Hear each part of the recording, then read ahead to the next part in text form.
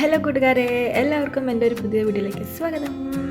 അപ്പോൾ ഞാനിന്ന് കാണിക്കാൻ പോകുന്നത് ഒരു സൺഡേ വ്ളോഗാണ്.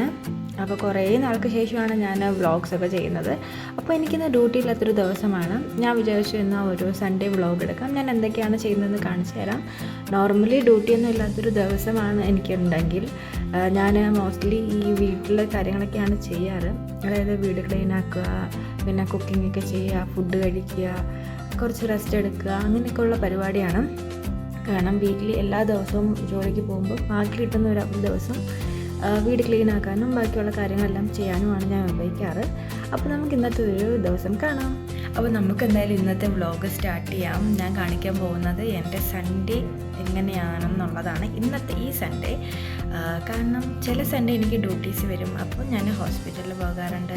പക്ഷേ ഇന്നത്തെ ഈ സൺഡേ എനിക്ക് ഓഫാണ്. ബട്ട് നെക്സ്റ്റ് സൺഡേ എനിക്ക് ഡ്യൂട്ടി ഉണ്ട്. പിന്നെ അങ്ങോട്ട് ദീപാവലി ഓഫുണ്ട്. അപ്പോൾ ദീപാവലി വരുവാണ് ഗൈസ്. അപ്പോൾ ഓൾ ഓവർ ദി ഇന്ത്യ ഒരുമിച്ച് സെലിബ്രേറ്റ് ചെയ്യുന്ന ഒരു ഫെസ്റ്റിവലാണ് ദീപാവലി. അപ്പം ആ ഒരു വൈബാണ്. ഇപ്പം നവരാത്രിയുടെ വൈബ് കഴിഞ്ഞതേ ഉള്ളൂ. അത് കഴിഞ്ഞ് ഇനിയിപ്പോൾ ദീപാവലിയുടെ വൈബ് വരുവാണ്. അപ്പോൾ ഓക്കെ, നമുക്ക് എന്തായാലും ഇന്നത്തെ ഇന്നത്തെ വ്ളോഗ് സ്റ്റാർട്ട് ചെയ്യാം. അപ്പം ഞാൻ ഓൾറെഡി ഒരു ഷവറൊക്കെ എടുത്തു. ഇനിയിപ്പോൾ ഞാൻ ഇന്നലെ വെച്ച ഒരു കറി ഉണ്ടായിരുന്നു, അത് ഞാൻ ചൂടാക്കാൻ വെച്ചു. അപ്പോഴാണ് ഞാൻ വെച്ചൊരു വ്ളോഗ് എടുത്താലോ എന്ന്. അപ്പോൾ അത് ചൂടാക്കി. ഇനി അതൊരു പൊട്ടറ്റോ കറിയാണ്. എൻ്റെ കയ്യിൽ ദോശയുടെ ബാറ്ററുണ്ട് വാങ്ങിച്ചത്. അതിൽ ഞാൻ വിചാരിക്കുന്ന ഒരു മസാല ദോശ പോലെ ആക്കിയാലോ എന്ന്. അപ്പോൾ അതൊക്കെ ഉണ്ടാക്കി ചായയൊക്കെ ഉണ്ടാക്കി കുടിച്ചിട്ട് നമുക്ക് ബാക്കിയുള്ള കാര്യങ്ങളിലേക്ക് തുടങ്ങാം. ഇതാണ് പൊട്ടറ്റോ കറി ഞാൻ ഉണ്ടാക്കിയത്. അപ്പോൾ ഈ ബ്രേക്ക്ഫാസ്റ്റ് കഴിച്ചിട്ട് വേണം എനിക്ക് കിച്ചൺ വൃത്തിയാക്കണം, ഈ വീടൊക്കെ ഒന്ന് വൃത്തിയാക്കണം. പിന്നെ തുണി കഴുകാനുണ്ട്. അത് വാഷിംഗ് മെഷീനിൽ തുണി ഓൾറെഡി ഞാൻ കൊണ്ടുപോയി ഇട്ടിട്ടുണ്ട്. കുറച്ച് ദോശയുടെ ബാറ്ററും അതേപോലെ ചായ ഉണ്ടാക്കാൻ പാലൊക്കെ ഉണ്ടായിരുന്നു. സോ അതിനുള്ള പ്രിപ്പറേഷനാണ്. നിങ്ങൾ ഈ കാണുന്നതാണ് എൻ്റെ കിച്ചൺ. കുറച്ച് അലങ്കോലമായിട്ട് കിടപ്പുണ്ട് ഗൈസ്. ഒന്ന് അറേഞ്ച് ചെയ്തൊക്കെ എടുക്കണം. അപ്പോൾ സമയം കിട്ടുമ്പോഴൊക്കെയാണ് ഇതൊക്കെ ചെയ്യുക. അങ്ങനെ ബ്രേക്ക്ഫാസ്റ്റൊക്കെ ഉണ്ടാക്കാനായിട്ടുള്ള കാര്യങ്ങളൊക്കെ ചെയ്യുവാണ്. അങ്ങനെ ദോശ മാവിലോട്ട് കുറച്ച് വെള്ളം ചേർത്ത് കൊടുക്കാൻ പോവാണ്. ബട്ട് ഗൈസ്, വെള്ളം ചേർക്കുന്ന സമയത്ത് എനിക്കറിയില്ലായിരുന്നു അതെനിക്ക് പണി തരുന്ന ഗൈസ്. അപ്പോൾ നിങ്ങൾക്ക് വഴി അത് മനസ്സിലാകും. വെള്ളം ചേർത്തു ഞാൻ വലിയ കാര്യത്തിൽ. കുറച്ച് കഴിഞ്ഞപ്പോൾ എനിക്ക് പണിയും കിട്ടി. ആക്ച്വലി ഇതൊരു അത്യാവശ്യം പോസിറ്റീവായിട്ടുള്ള പീസ്ഫുൾ ആയിട്ടുള്ളൊരു സൺഡേ ആയിരുന്നു.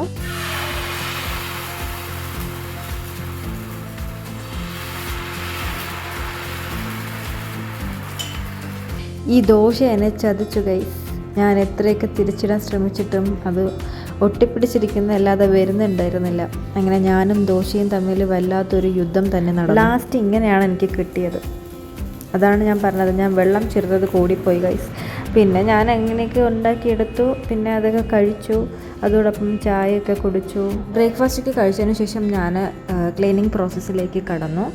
ആദ്യം ഞാനിതൊക്കെ ബ്രൂം ചെയ്ത് പൊടിയും എല്ലാം മാറ്റുവാണ്.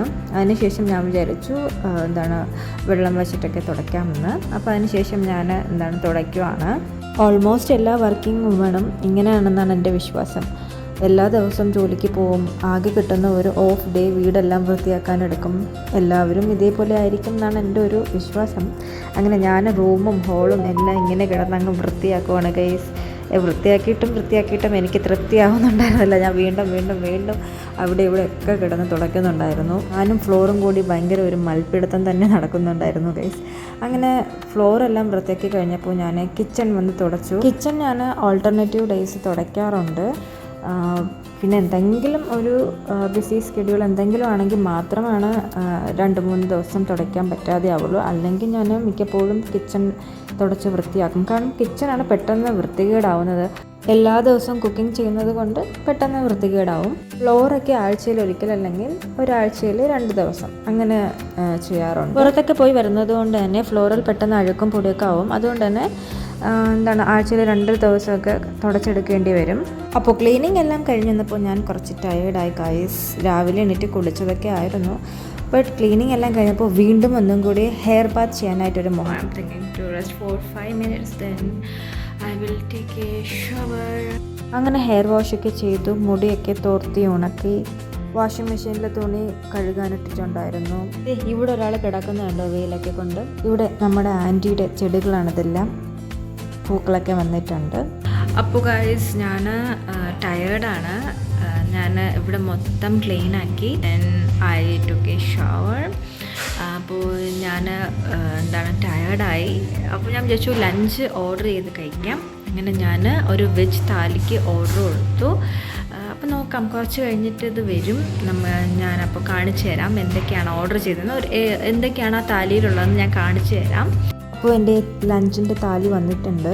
സഞ്ജയ് സ്വീറ്റ്സ് എന്നാണ് ഞാൻ മേടിച്ചത്. ഭിൻഡി സബ്ജി, അതായത് വെണ്ടയ്ക്കയുടെ സബ്ജി, പിന്നെ പനീർ, സാലഡ്, ദാൽ കറി, അതേപോലെ തന്നെ ഗുലാബ് ജാമുൻ, റൊട്ടി, റൈസ്, തൈരിൽ ബൂന്തിയൊക്കെ ഇട്ടിട്ടുണ്ടായിരുന്ന റൈത്തയും ഉണ്ടായിരുന്നു. ഞാൻ ആ ചോറും പരിപ്പ് കറിയും അതേപോലെ പനീർ കറിയും കൂടി മിക്സ് ചെയ്ത് കഴിച്ചു ഗൈസ്. ഞാൻ സ്വർഗ്ഗം കണ്ടു, എന്ത് നല്ല ടേസ്റ്റ് ആയിരുന്നു.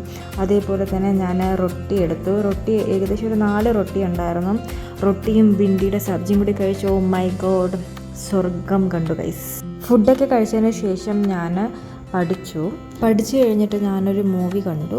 അധികം മൂവി കാണാറില്ലെങ്കിലും ഇന്നെന്തോ ഒരു മനസ്സിന് തോന്നി, അങ്ങനെ കണ്ടു. അങ്ങനെ നൈറ്റ് ഞാനത് മിക്സ് വെജ് റൈസാണ് കഴിച്ചത്.